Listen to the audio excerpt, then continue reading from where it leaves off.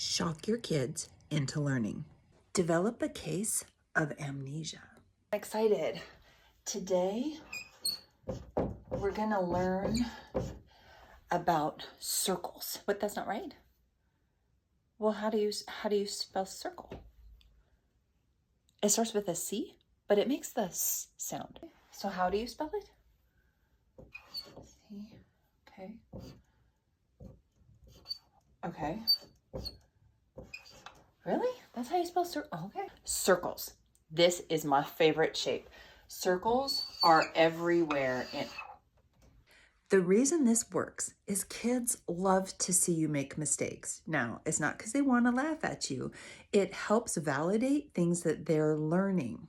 So try it. The next time you want to teach a concept or review a concept, develop a case of amnesia. It works for young kids and it works for older kids too.